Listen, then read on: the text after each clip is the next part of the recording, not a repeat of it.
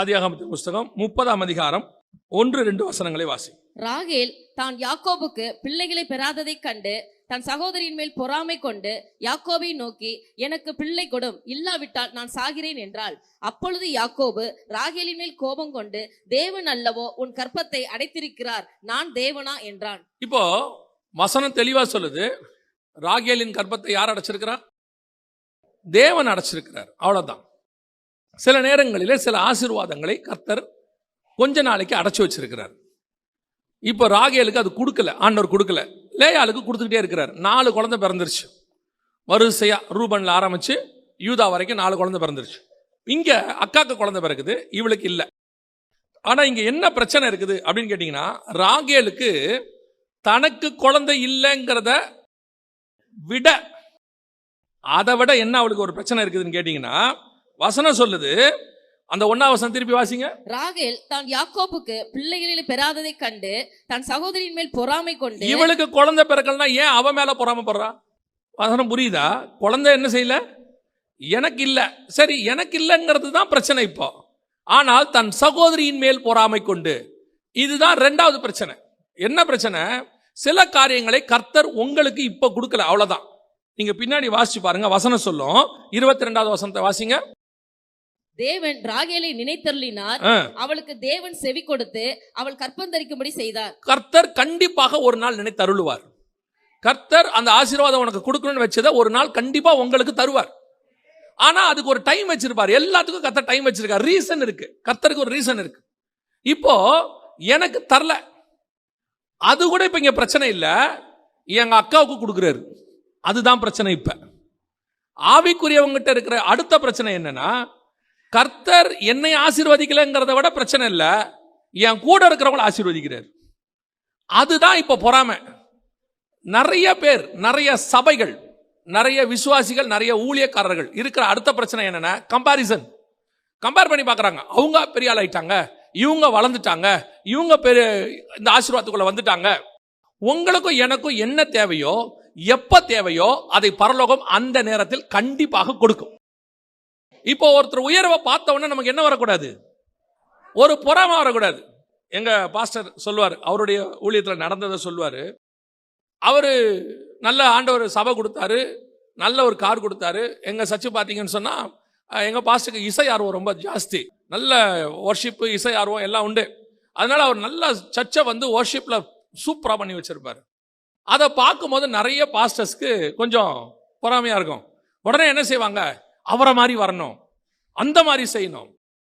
அப்ப எங்க பாஸ்டர் சொல்லுவாங்க, நான் இந்த மாதிரி வர்றதுக்கு 25 வருஷம் இருக்குது. அதே தெருவில், அதே ஏரியாவில் சைக்கிள் செயின் இருந்து சைக்கிளை எங்க பாஸ்டர் தள்ளிட்டு போயிருக்கிறார். ஊழியத்தை முடிச்சுட்டு வரும்பொழுது பசி, சாப்பிடவும் இல்லையா, சைக்கிள் செயின் இருந்துட்டு சைக்கிளை தள்ளிட்டே போயிருக்கிறார். அப்படிப்பட்ட சூழ்நிலையில் போய் 25 வருஷம் ஊழியத்தை கடந்து அனுபவத்தை பெற்று அவர் ஒரு இடத்துக்கு வந்திருக்கிறார். இப்போ ஊழியத்துக்கு வந்து 2 வருஷம் தான் இருக்கும். என்ன, அவரு மாதிரி நம்ம பெரிய பில்டிங் கட்டணும். நான் சொல்றேன், அவரை மாதிரி பெரிய பில்டிங் கட்டணும்னு நினைக்காதீங்க, அவரை மாதிரி ஆவிக்குரிய வாழ்க்கையில வளரணும்னு நினைங்க. இது தானா வரும். இன்னைக்கு இருக்கிறவங்களுக்கு இருக்கிற பிரச்சனையே தான். உடனே மேல வந்துடணும், உடனே ஆசீர்வதிக்கப்பட்டணும். இவங்க ஆசீர்வதிக்கப்படுறது எதனாலன்னு கேட்டு பாருங்க. ஏன் அப்படி நீ நினைக்கிறேன்னு கேட்டா, அவரை பாருங்க, அவங்க எப்படி வந்துட்டாங்க பாருங்க, அவங்க எப்படி மேல போயிட்டாங்க பாருங்க. ஊழியத்தின் பாதையில மட்டும் இல்ல, ஆவிக்குரியவங்களுக்கு இருக்குது, விசுவாசிக்க இருக்குது. இந்த பொறாமை இருக்கு பாருங்க, அடுத்தவனை பார்த்து படுக்கிற பொறாமை, அதுதான் உங்களுடைய மிகப்பெரியதான வீழ்ச்சிக்கு காரணமாக இருக்கும். சவுல் மாதிரி ஒரு நல்ல ராஜாவை நீங்க ஆரம்பத்தில் பார்க்கவே முடியாது. நீங்க சவுலுடைய கேரக்டர் நல்லா கவனிச்சு பாருங்க.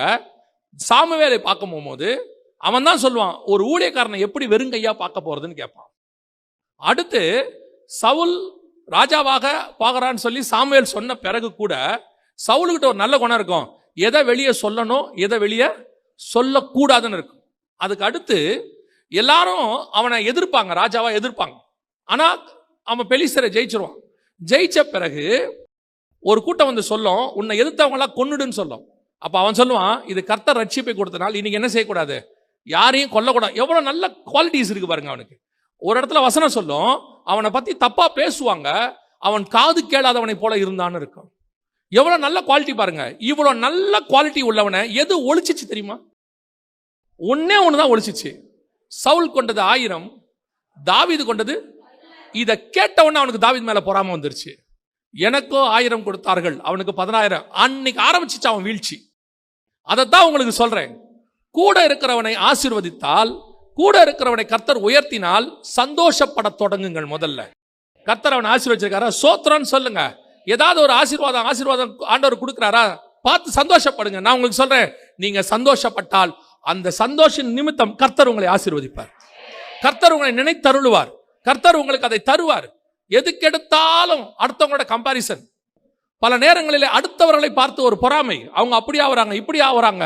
அந்த பொறாமை தான் ராகேலை அழித்தது. அதனுடைய விளைவு என்ன பண்ண தெரியுமா? Wrong decision. என்ன ராங் டிசிஷன்? அடுத்த வசனம் வாசிங்க, 3வது வசனம். அப்பொழுது அவள், இதோ என் வேலைக்காரியாகிய பில்காள் இருக்கிறாளே, அவள் என் மடிக்கு பிள்ளைகளை பெறவும் அவளால் ஆகிலும் என் வீடு கட்டப்படவும் அவளிடத்தில் சேரும் என்று சொல்லி. இதான் ராங் டிசிஷன். நம்ம வாசிச்ச வசனம் 22ல கர்த்தர் ஏற்ற நேரத்தில் ராகேலுக்கு என்ன பண்ணி வச்சிருக்கிறாரு? ஒரு குழந்தை ரெடி பண்ணி வச்சிருக்கிறார். வரும். கர்த்தரை மாதிரி நம்மளை நேசிச்சவங்க வேற யாருமே கிடையாது. அவரே ஒரு காரியத்தை கொடுக்காம வச்சிருக்கிறாருன்னா இப்ப அது நமக்கு தேவையில்லைன்னு அர்த்தம். அவ்வளவுதான். அவருக்கு ஏற்ற நேரத்தில் அதை கொடுப்பாரு. எனக்கு ஆண்டவர் சொல்லி கொடுத்தது அதுதான். நம்ம 1000 ஜெபம் பண்ணுவோம். நான் ஆண்டவர்கிட்டே ஆரம்பத்தில் சொல்லி வச்சிருக்கிறேன். ஆண்டவர்கிட்ட என்னுடைய இது எனக்கும் ஆண்டவருக்கும் உள்ளதுல நான் சொல்லுவேன், ஆண்டவரே நான் நிறைய கேட்பேன், கொடுத்துறாதீங்க, உங்களுக்கு எது சித்தமானதோ அதை மட்டும் கொடுங்கன்னு சொல்லுவேன். அப்ப நல்லா கவனிச்சு பாருங்க, உங்களுக்கு ஒரு காரியத்தை ஆண்டவர் கொடுக்கல இப்ப, அதுதான் என்ன அர்த்தம்? அது எனக்கு இப்ப தேவையில்லைன்னு அர்த்தம். அவ்வளவுதான். இப்ப ராகேல் என்ன பண்றாங்க? இப்போ ஆண்டவர் கொடுக்கல, தேவன் அடைச்சிருக்கிறார்னு அவர் சொல்லிட்டார். வேற யாக்கோபு அவர் சொல்லிட்டாரு, கர்த்தர் அல்லவோ தேவன் அல்லவோ உன் கர்ப்பத்தை அடைத்திருக்கிறார். உடனே இந்த அம்மா ஷார்ட்கட். உடனே அப்படின்னா வேலைக்காரி வரியாக ஒரு பிள்ளை வரும். இப்ப அந்த பிள்ளை எந்த பிள்ளையா இருந்துச்சு தெரியுமா? வாசிங்க, 5-6 வசனம் வாசிங்க. பில்காள் கர்ப்பவதியாகி யாக்கோபுக்கு ஒரு குமாரனை பெற்றாள். அப்பொழுது ராகேல், தேவன் என் வழக்கை தீர்த்து என் சத்தத்தையும் கேட்டு எனக்கு ஒரு குமாரனை கொடுத்தார் என்று சொல்லி அவனுக்கு தான் என்று பெயரிட்டார். என்ன குழந்தை பிறந்துச்சு? தான். ஒரு குழந்தை பிறகுது. இந்த தான் யார் தெரியுமா? வாசிங்க, ஆதியாகமத்தின் புஸ்தகம் 49ஆம் அதிகாரம் 17வது வசனம் வாசிங்க. தான் குதிரையின் மேல் ஏறி இருக்கிறவன் மல்லாந்து விழும்படியாய் அதன் குதிகாலை கடிக்கிறதற்கு வழியில் கிடைக்கிற சர்ப்பத்தை போலவும் பாதையில் இருக்கிற விரியனை போலவும் இருப்பான். பல நேரத்துல அவசரப்பட்டு வாங்குற ஆசீர்வாதம் இப்படித்தான் இருக்கும். நீங்க வெளிப்படுத்தின விசேஷம் 7ஆம் அதிகாரம் 1 முதல் 4 வசனத்தை வாசிச்சு பாருங்க.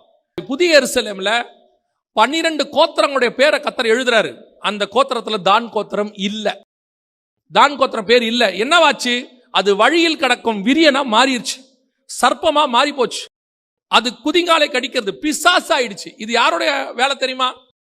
ஆதியாகமம் 3:15 வாசிக்கலாம். அவர் உன் தலையை நசுக்குவார், நீ அவர் குதிங்காலை நக்குவாயின்னு இருக்கும். இது யாரோடது? பிசாசுடைய சுபாவம் வந்துருச்சு. எதனால இது வந்துச்சு? பல நேரத்துல அவசரப்பட்டு வாங்குற ஆசீர்வாதம். இப்போ கர்த்தரே ராகேலுக்கு ஒரு ஆசீர்வாதத்தை கொடுத்தாரு இல்லையா? அந்த 22, 23 வாசிங்க.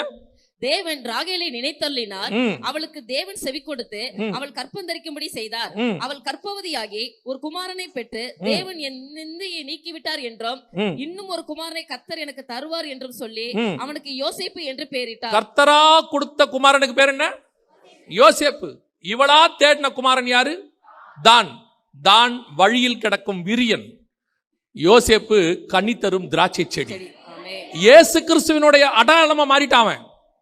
கர்த்தர் உனக்கு கொடுக்கிற காரியம் பரலோகத்தினுடைய ஆசீர்வாதத்திலிருந்து வரக்கூடியதாக இருக்கும். அதை பெற்றுக்கொள்வதற்கு நீ கொஞ்சம் வெயிட் பண்ணணும். கர்த்தர் கொடுக்கிற வரைக்கும் யூ மஸ்ட் வெயிட். உடனே இமிடியேட். இது என்ன காலம்னா ஃபாஸ்ட் ஃபுட் காலம். இந்த காலத்துக்கு பேரு ஃபாஸ்ட் ஃபுட் காலம். எல்லாம் இமிடியேட்டா உடனே நடக்கணும். உனக்கு ஊழியம் இருக்கு, அந்த ஊழியத்துல கர்த்தரே அனுப்புகிற வரைக்கும் பொறுமையா காத்திருக்கணும். உடனே நான் போறேன், இன்னைக்கே வேணும். நீ அப்படி அர்ஜென்ட்டா செய்யக்கூடிய அளவுக்கு ஆண்டவர் நம்மளை வைக்கவே இல்லை. ஆண்டவருக்கு டைம் தெரியும், நமக்கு தான் ஸ்பீட். நம்ம என்ன நினைக்கிறோம்? ஐயோ நான் 30 வயசுல தான் ரட்சிக்கப்பட்டேன், 40 வயசுல தான் ஊழியத்துக்கு ஒப்பு கொடுத்தேன், இன்னும் எனக்கு எத்தனை வருஷம் இருக்குது, நான் எப்படியாவது. ஆண்டவர் சொல்வார், நீ பரவாயில்ல இரு, பரவாயில்ல. 40 ஆனா உனக்கு என்ன? ஒருத்தருக்கு ஒவ்வொரு விதமான அழைப்பை கர்த்தர் வச்சிருக்கிறார். அது ஏற்ற நேரத்தில் அதை கொடுப்பார் ஆண்டவர். உலக பிரகாரமாயே சொல்றேன், உங்களுக்கு ஒரு வீட்டில் ஆசீர்வாதம் வேணும் அல்லது ஒரு பொருட்கள் வேணும் அப்படின்னா ஏற்ற நேரத்தில் கர்த்தர் கட்டளையிடுவார். ஆண்டவர் ஒரு வாக்கு பண்ணினால் அதை நிறைவேற்றவும் வல்லமை உள்ளவராக இருக்கிறார். ஏற்ற காலத்தில் உயர்த்துகிற வரைக்கும் பலத்த கரத்துக்குள் அடங்கி இருங்க. இன்னைக்கு நம்மகிட்ட இல்லாத ஒரு பெரிய பிரச்சனை இதுதான். எதுவுமே உடனே இமிடியட் செஞ்சே ஆகணும், உடனே பண்ணிடணும். பல நேரத்தில் நாம் அவசரப்பட்டு செய்கிறது பல விதமான ஆபத்துகளை கொண்டு வரும். இப்போ ராகேலுக்கு அவசரப்பட்டு வாங்கினது தான் கோத்திரம் பிசாசா மாறிடுச்சு. கர்த்தர் பொறுமையாக காத்திருந்த போது கொடுத்தது யோசேப்பாக இருந்தது. உங்களுக்கு கர்த்தர் ஏற்ற நேரத்தில் கட்டளை, அது பிள்ளையாக கூட இருக்கட்டும். நான் சொல்கிறேன், உங்களை உலகத்துக்கு கொண்டு வந்தவருக்கு உங்களுக்கு ஒரு ஜீவனை கொடுக்க வேண்டும் என்பதும் தெரியும். மெடிக்கலி நீங்கள் வாங்கினீங்கன்னா அது மெடிக்கல் குழந்தை. கர்த்தர் கொடுத்து வாங்கினீங்கன்னா அது மிராக்கல் குழந்தை. மெடிக்கல் குழந்தை எல்லாருக்கும் பிறக்கும், மிராக்கல் குழந்தை ஒரு சிலருக்கு மட்டும்தான் பிறக்கும். அந்த லிஸ்ட்டில் கர்த்தர் உங்களை வச்சுட்டு போகிறாரு. பொறுமையோட காத்திருங்க. 5 வருஷம் என்னன்னா 10 வருஷம் என்ன, ஏற்ற நேரத்தில் கட்டளையிடுவதற்கு கர்த்தர் வல்லமை உள்ள தேவனாக இருக்கு. அல்லேலூயா.